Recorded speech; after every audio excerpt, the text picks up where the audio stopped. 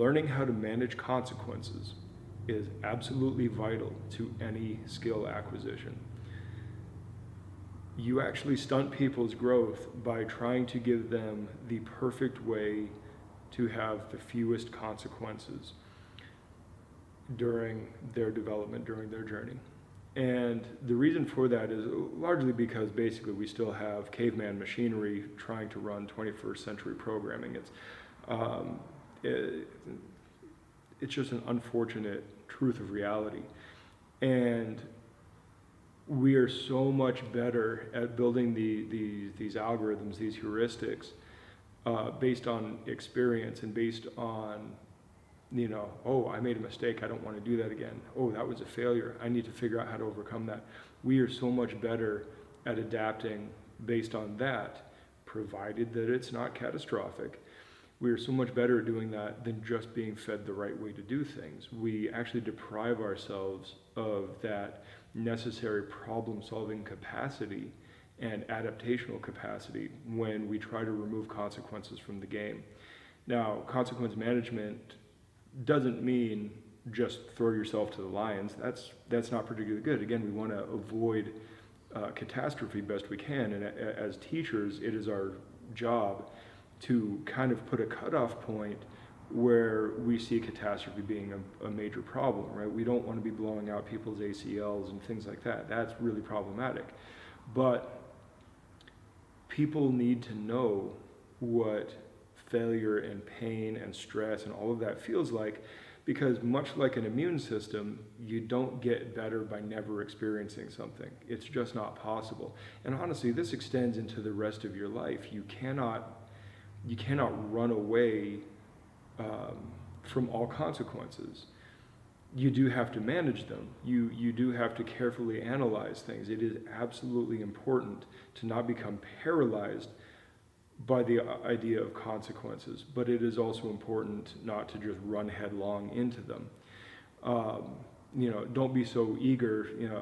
There's a term that I ran across a few years back, neomania, right? Don't get so obsessed with, the new thing, got to jump on that. No, the new thing, got to jump on that.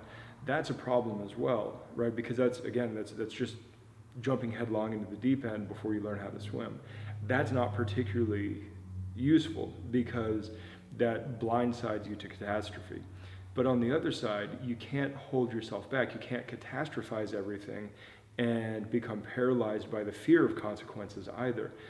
And the only way that you can build up those necessary problem-solving skills is by experiencing a recoverable modicum of failure and consequence and mistakes and having to correct and dealing with disappointment and dealing with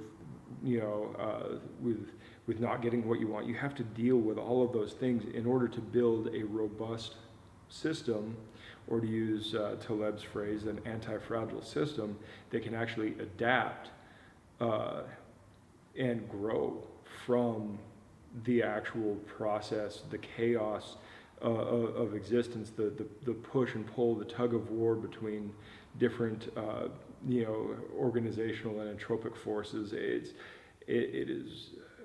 a very, very complex thing, and we're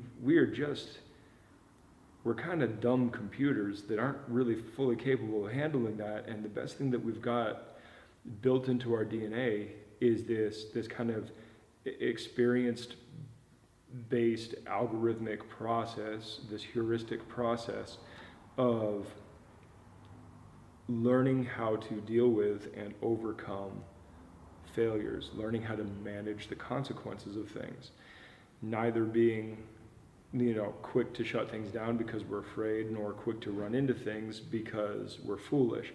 That is, neither one of those is a good thing, but rather being measured and bravely accepting that I'm going to do something.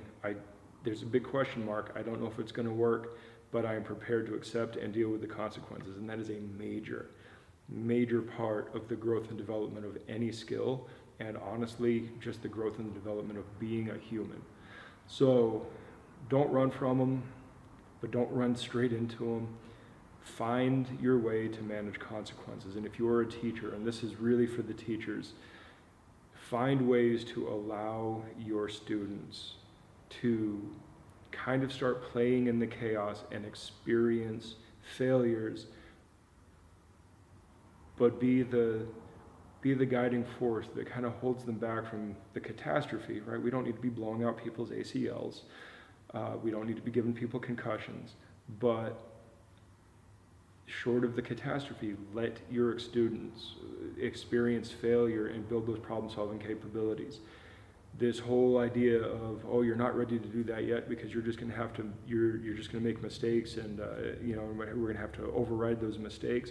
You're going to train in bad habits. Well, to some degree that can be true, but in many instances, what you end up doing is you allow them to experience the mistake for themselves, and the things that they experience and develop on their own, the algorithms they build internally, are so much stronger of a teacher than you will ever be. It is your job to guide them well through those, not to prevent them from experiencing those. So with that, I will talk to you guys later. Have a great week. Good journey. Thanks for watching. Like and subscribe. In the links down below, you can find our social media, and I encourage you to follow us there. Take a look at our blog, where we have articles that go into depth that we just can't do in our video productions. And on top of that, go to our Amazon store and pick out a shirt that you like, and every little bit helps. If you're ever in the Phoenix area, look us up. Come in for a class, come in for open mat, whatever. Love to see you down here. You can find all our contact info on the website. Talk to you guys in the next one. Good journey.